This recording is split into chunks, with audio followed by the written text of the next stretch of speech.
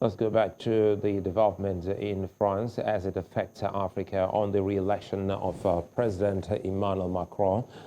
We have a Senegalese, looking at the implication. Let's quickly look at this. Joining us now to talk about this is Mbulle-Nziege Leonard. He's a doctoral candidate, University of Cape Town, Institute of Democracy, Citizenship and Public Policy in Africa. Good to see you and thanks for your time. At least 1 in 20 of France's population is of African origin, more than 3 million. Now, many of them who are citizens are able to vote in the just concluded national polls. So what does President Macron's re-election imply for the continent? Good evening, and thank you for having me on your program. Can you hear me? Go ahead, I can hear you.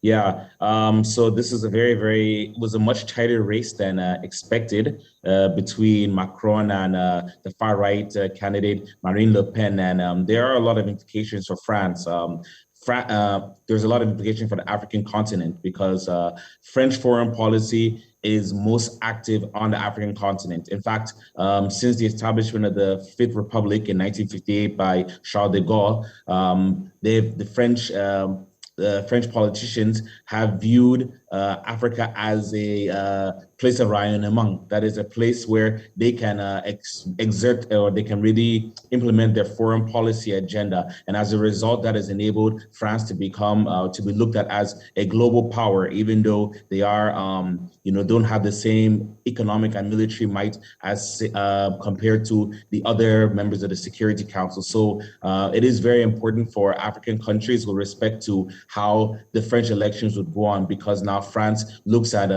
Africa as one of its very important segments of the foreign policy. So, Mbulle, before the polls, Paris has made strategic shifts in some of its African policies, including military services on the continent. Do you see a continuation of these policies?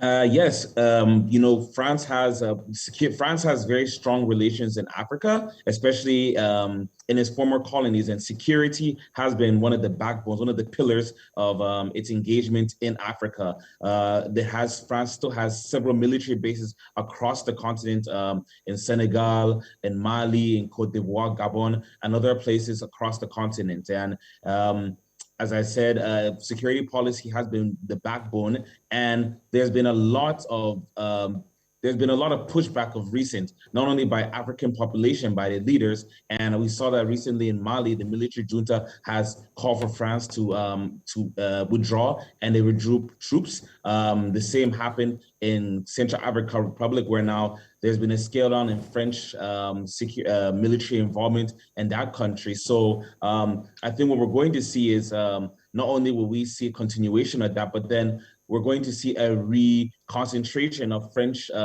security presence in West and Central Africa. And we're going to see now there's going to be further collaboration in countries like Chad, where France still has good relations with the political leaders, and in Cote d'Ivoire, because now there's a growing terrorist threat, not only in the Sahel, but in the Gulf of Guinea. So France is going to continue to build a security presence, but then at the same time, what they're going to do is they're going to reconcentrate the activities in countries where they have friendly relations with the political establishments. I'm excited. You just reminded us of what we saw in Mali.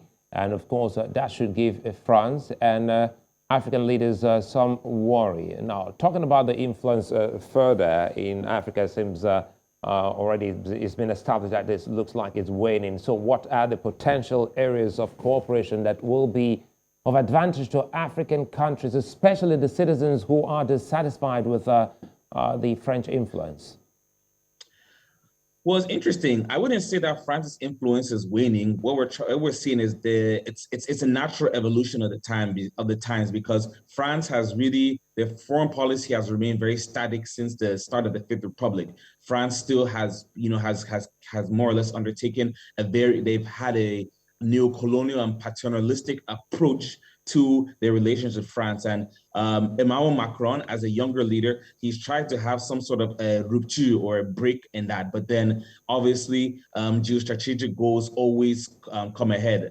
So, the domains of security, with the continued existence of the CFA franc, France's interests will always take precedence. But then that being said, the former African colonies, Gabon, Cameroon, Senegal, and the rest, they are really firmly in the globalization rhetoric, and they've developed relations with China, Turkey, Russia, and many other countries. So France is also looking in that regard towards building their relations with Anglophone countries, or countries which don't fall into the normal Francophonic orbit. So what we're really going to see is there's going to be increased economic cooperation with countries like Nigeria, South Africa, Ethiopia, Rwanda, Kenya, Angola, countries which haven't fallen into the Francophonic orbit, and where France can more or less have a clean slate, because now they don't have the same historical baggage which they've had in their former colonies, and where they've been immersed in the political, economic, and cultural dynamics of those countries for decades upon decades. Mbulle-Nziege Leonard, many thanks for your time. Thank you very much, as always.